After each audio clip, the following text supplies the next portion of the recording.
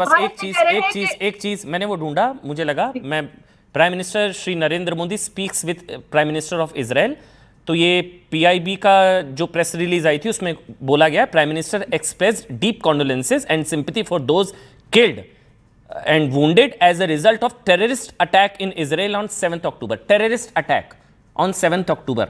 ऋषिदी जी बिना पढ़े डिबेट में नहीं आते। टेररिस्ट अटैक, तो हमास ने टेररिस्ट अटैक किया, तो हमास टेररिस्ट ऑर्गेनाइजेशन हुआ ना, ये क्या है? ये कहां जलेबी बना रहे हो? कहां जलेबी? अरे हमारे देश के प्रधानमंत्री ने बोला है। आप भी? अरे हमास आपके लिए शांतिप्रिय संगठन होगा, मेरे लिए नहीं है। हमास आतंकवादी संगठन। हमारी सरकार 2.5 भाई मैंने तो निकाल के बता दिया। अब आपको हमास आतंकवादी संगठन नहीं लगता तो फिर हमें सोचने की जरूरत है हमारे आसपास किस तरह के लोग हैं। जीडी बख्शी साहब, अजीब बात है भाई। जनरल जीडी बख्शी, मुझे ये चीज जाननी है सर, इसमें कई तरह की थ्योरीज हैं ईरान में जो कुछ हो रहा है सर। थ्योरीज आ रही हैं, कुछ ब्रिटिश रिपोर्ट्स हैं 12,000 लोग मर चुके हैं, 12,000, 350 मस्जिदें फूकी गई हैं।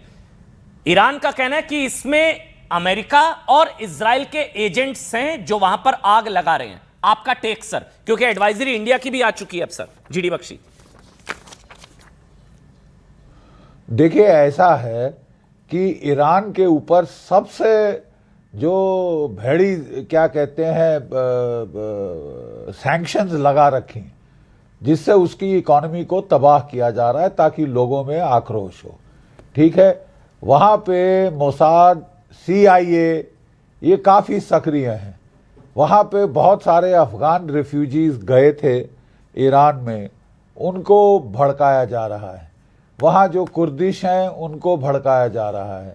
जो सिस्तानी बलूच हैं उनको भड़काया जा रहा है, जो कि सुन्नी है और एज इट इज़ शिया रिजीम से उनका काफ़ी वैर वैमनस्य है।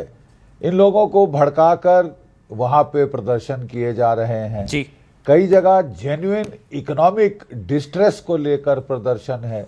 ईरान की सरकार कह रही है जहां साहब जेन्युइन इकोनॉमिक डिस्ट्रेस है, हम बात करने को तैयार हैं, लेकिन अगर आप बोलें कि साहब हम तो ईरान का तख्ता पलट करके छोड़ेंगे और जो क्या कहते हैं हम तो इंतज़ार कर रहे हैं कि ईरान का शहंशाह वापस आए, I don't think that is very correct.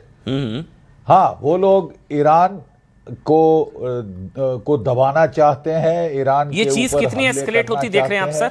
उसके पहले कितनी एस्केलेट होती देख रहे हैं आप? ये चीज कितनी एस्केलेट होती देख रहे हैं आप?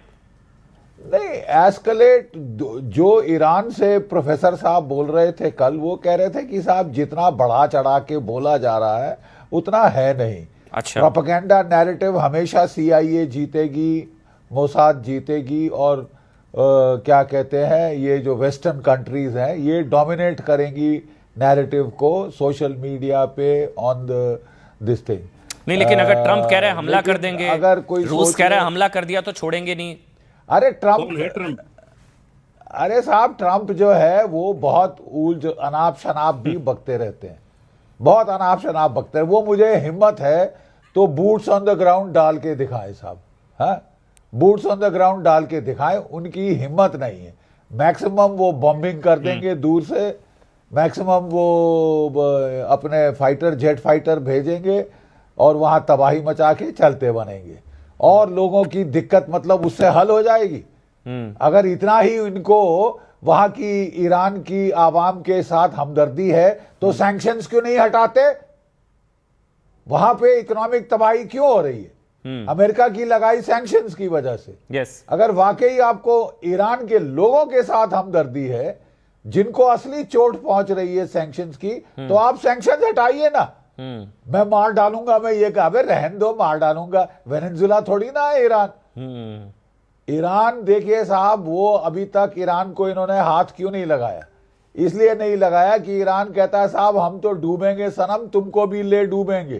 ठीक है, हमारे पास भी बहुत सारे मिसाइल्स हैं, फतेह 2 मिसाइल्स हैं, शाहीन मिसाइल्स हैं, हम जो है तुम्हारे बेसिस के परखच्चे उड़ा देंगे, अमेरिकन बेसिस के। So this protest is not organic, आप कह रहे हैं जी। और जो भी ऑयल जा रहा है हरमुज स्ट्रेट्स के अंदर टैंकरों को डुबो देंगे, दुनिया में ऑयल की कीमतें $150 प्रति बैरल हो जाएगी। तो इस सोच के लोग पीछे हटते हैं।